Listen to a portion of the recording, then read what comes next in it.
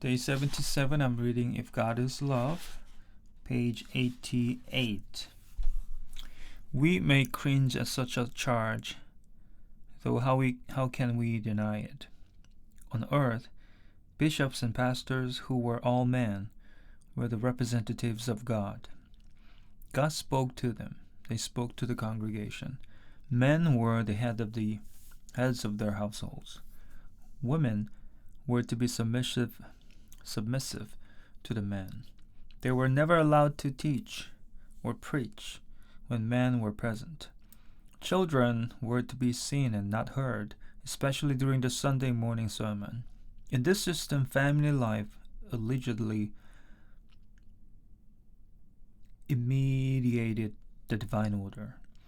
This hierarchical system might be tolerable if those in position of power are benevolent, gracious, and respectful. However, it is a dangerous approach when those in power see God as severe, rigid, judgmental, intolerant, jealous, and condemning. If God rejects the disobedient, a bishop or pastor can excommunicate a parishioner. If God can smite the rebellious, a husband can hit his wife. If God can destroy his children, a parent can justify abusing a child who will turn and kick the dog. Even when power isn't used harshly, relationships defined by power rather than love are fraught with peril. I was recently flipping through the television channels when the program of a prominent pastor caught my attention. He was telling how he had planted his first church. He said, "In the beginning, our church met in my living room. The only people attending were those I could control, my family." I was struck by how he described his family, those who he could control, not those he loved or who loved him. I suspect this pastor still sees those within his church as those under his control. This approach contributes Catholic priests abusing children and to Protestant pastors having affairs with parishioners. Sadly, this obsession with control is reflective of traditional Christianity. In dualistic theologies, everyone is either under a divine control, saved, or in rebellion, unsaved. God's intention is to restore the creation of pristine order at all costs. This order, rather than reconciliation with his children, is God's primary commitment. God seeks conformity and control rather than relationship. God orders and demands rather than encourages and supports. Resistance isn't tolerable, and patience is limited. To hell with those who get in the way. When the character and will of God are understood in these terms, and when men are trained in this path, grace is often the first casualty. When I was first married, my wife and I fought often. In retrospect, many of those fights were the result of my subconscious attempts to control her. Though I had rejected the harsher version of male religious dominance, I still thought I should have the final word. I considered myself the spiritual leader of our home. After one particular fight, my wife suggested our marriage was unhappy. Deeply offended, I replied, "How can you say that? There are plenty of marriages worse than ours." My wife said, "There will always be marriages worse than ours." I was hoping for something better. On that day, I committed myself to bettering our marriage. One of the first steps were treating my wife as spiritual partner, capable of teaching and leading me, rather than as a spiritual subordinate. This meant abandoning any theology that sanctified my inclination towards control and manipulation. Those desires always led me to harm those I loved. Whether as a spouse, a parent, or a pastor, I had to learn to love unselfishly. Thomas Merton diagnosed my problem. He wrote, "A selfish love seldom respects the rights of the beloved to be an autonomous person. Far from respecting the true being of other and granting his personality room to grow and expand its own original way, this love seeks to keep him in subjection to ourselves. It insists that he conform himself to us, and it works in every possible way to make him do so." I began to examine all the primary relationships in my life. In what way did I insist my wife submit to me? How did I inhibit the growth of my children with my fears, prejudices, and desire to mold them into my own image? As a pastor, did I see my parishioners as a dumb ship or as fellow travelers on a spiritual journey? Was I willing to give up my quest for control? Was I willing to give my wife, children, and friends room to grow, to be different from me? It helped that my parents had encouraged more than ordered.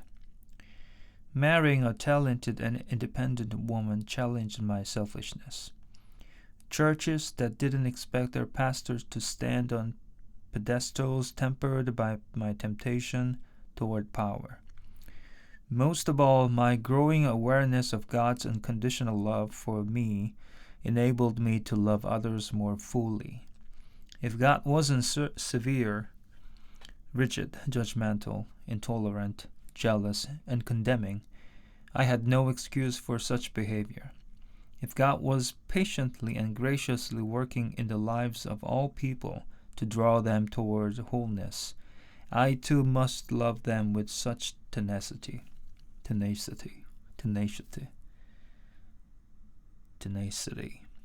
It's unfortunate more men haven't memorized Ephesians 5:25, in which Paul writes, "Husbands, love your wives, just as Christ loved the church and gave himself up for her." Instead of promoting power and control, this verse suggests a relationship of sacrifice, service, and humility. Jesus is an example of this authentic love, which washes the feet of its disciples,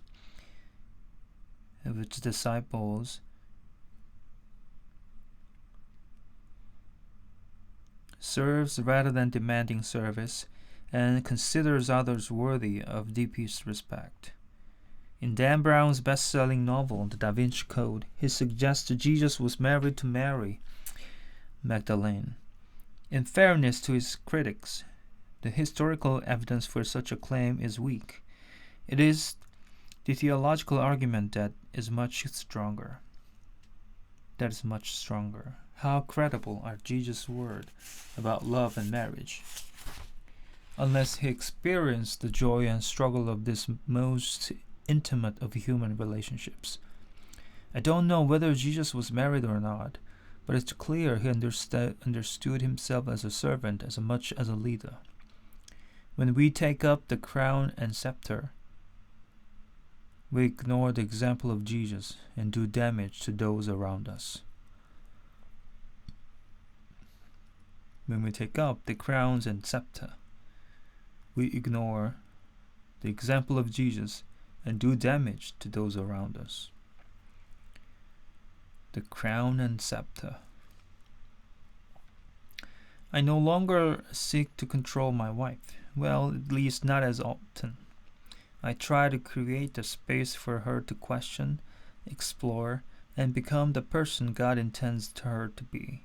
A person who, thank God, is quite different from me.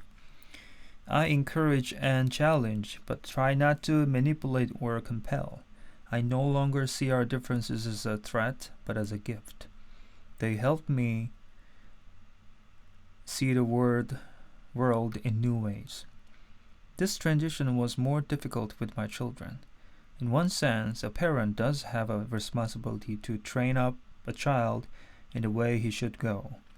We must teach our child to move from self-absorption to a genuine respect for those needs of others.